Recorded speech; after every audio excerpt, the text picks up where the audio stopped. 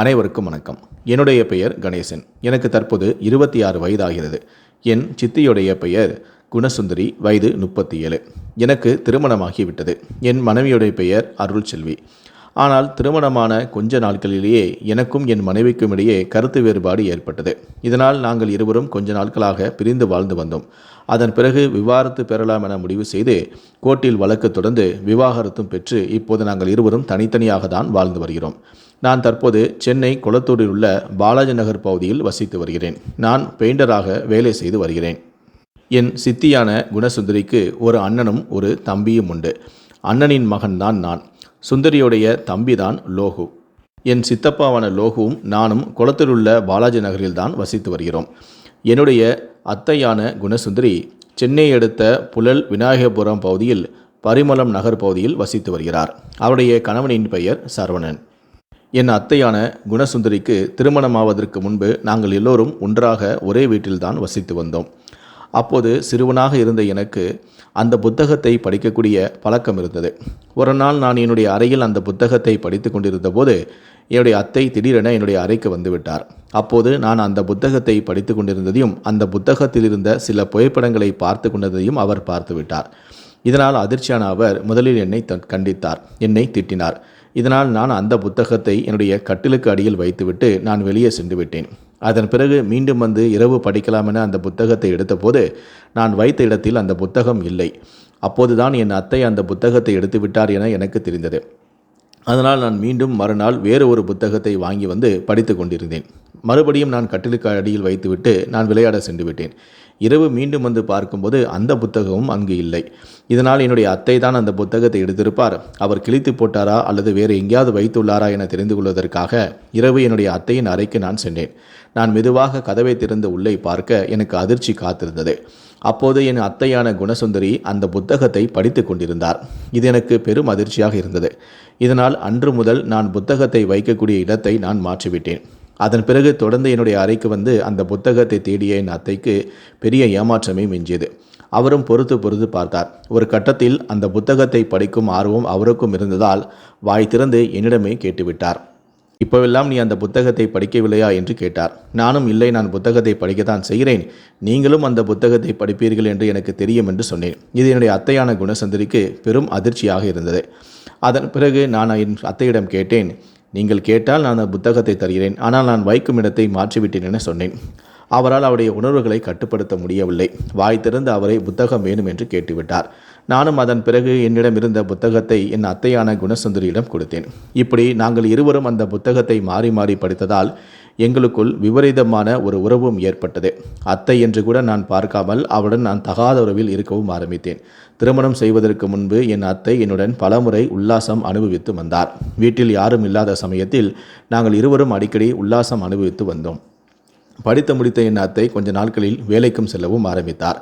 அவர் வேலைக்கு சென்று சம்பாதித்த பிறகு எனக்கு தேவையான பண உதவிகளையும் அவர் அடிக்கடி செய்து வந்துவிட்டார். எங்களுடைய தகாத உறவு தெரியாமல் என்னுடைய அப்பாவும் என்னுடைய சித்தப்பாவும் சேர்ந்து என்னுடைய அத்தையான குணசுந்தரியை சென்னை புழல் அருகே இருக்கக்கூடிய சரவணனுக்கு திருமணம் செய்து கொடுத்து விட்டார். அதன் பிறகு அத்தை எப்போதெல்லாம் என்னுடைய வீட்டிற்கு வருகிறாரோ அப்போதெல்லாம் என்னுடைய வீட்டில் அனைவரும் தூங்கிய பிறகு நானும் என் அத்தையும் தனிமையில் உல்லாசமாக இருந்து வந்தோம். இது எப்போவாவது ஒரு நாள் தான் நடக்கும்.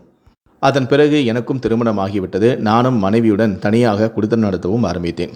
அதன் பிறகு நானும் என்னுடைய அத்தையான குணசுந்தரியும் வீட்டில் உல்லாசமாக இருப்பதை விட்டுவிட்டு யாருக்கும் தெரியாமல் லாட்ஜில் ரூம் எடுத்து எங்களுடைய உடல் தேவைகளை நாங்கள் பூர்த்தி செய்து வந்து கொண்டிருந்தோம். எங்களுடைய தகாத உறவு வேறு யாருக்கும் தெரியாது.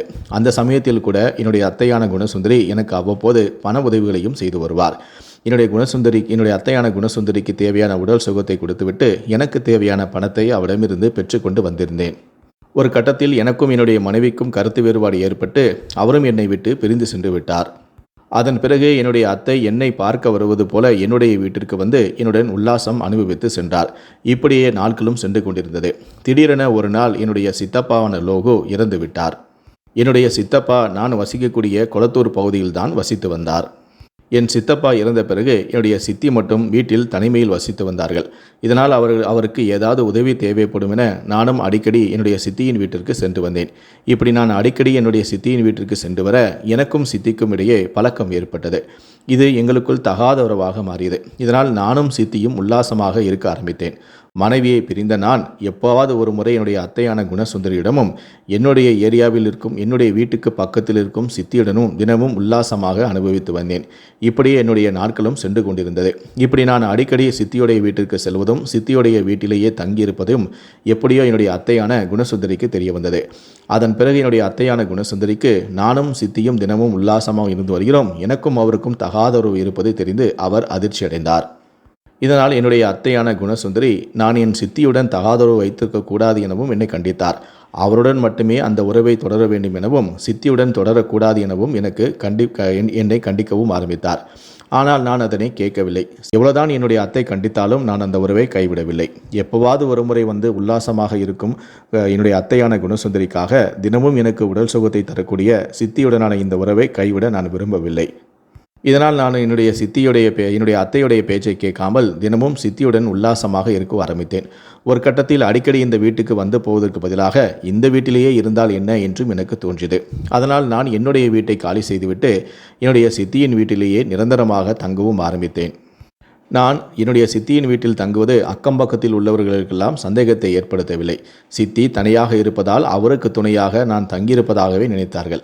ஆனால் எங்களுக்குள் இருக்கக்கூடிய உறவு எங்களுக்கு மட்டுமே தெரியும். இதனால் நாங்கள் எந்தவிதமான இடையூறும் இல்லாமல் நாங்கள் தினமும் வீட்டில் சந்தோஷமாக உல்லாசமாக இருந்து வந்தோம். ஒரு கட்டத்தில் நான் என்னுடைய சித்தியின் வீட்டில் தங்கியிருப்பது என்னுடைய அத்தையான குணசுந்தரிக்கு தெரிந்து அவர் கோபத்தின் உச்சிக்கே சென்றார். நான் எத்தனையோ முறை சொல்லியும் நீ இந்த உறவை துண்டிக்கவில்லை, அவருடனே வீட்டில் தங்கி தினமும் உல்லாசம் அனுபவித்து வருகிறாயா என கோபப்பட்ட என் அத்தையான குணசுந்தரி நேராக எங்களுடைய வீட்டிற்கு கிளம்பி வந்துவிட்டார். வீட்டிற்கு வந்தவர் எங்களுடன் கடுமையாக சண்டையும் ஆரம்பித்தார்.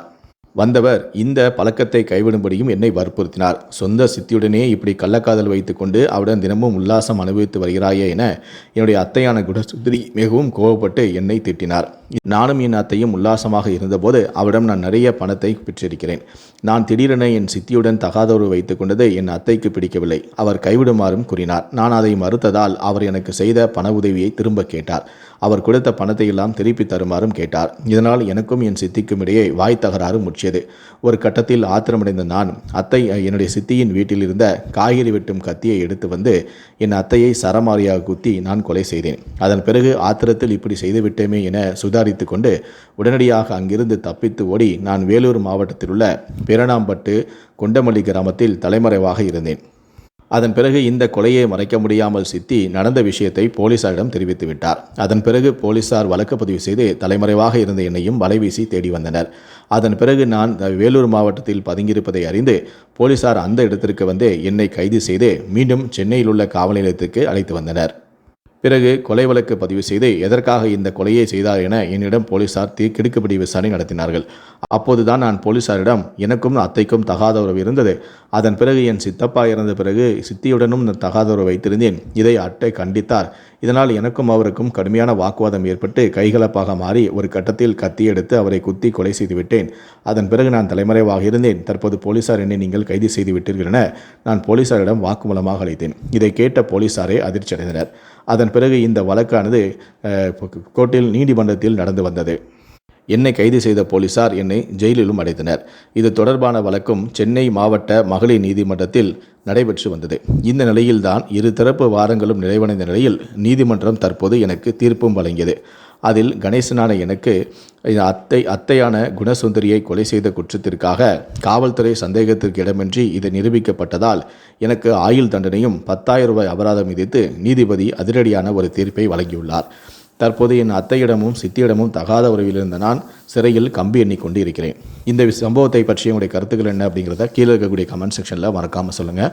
முடிந்த அளவுக்கு இந்த வீடியோவை மற்றவங்களுக்கும் ஷேர் பண்ணுங்கள். மேலும் இது போன்ற பல வீடியோக்களை பார்க்கணும் அப்படின்னு நினச்சிங்கன்னா மறக்காமல் சேனலை சப்ஸ்கிரைப் பண்ணுங்கள். நன்றி, வணக்கம்.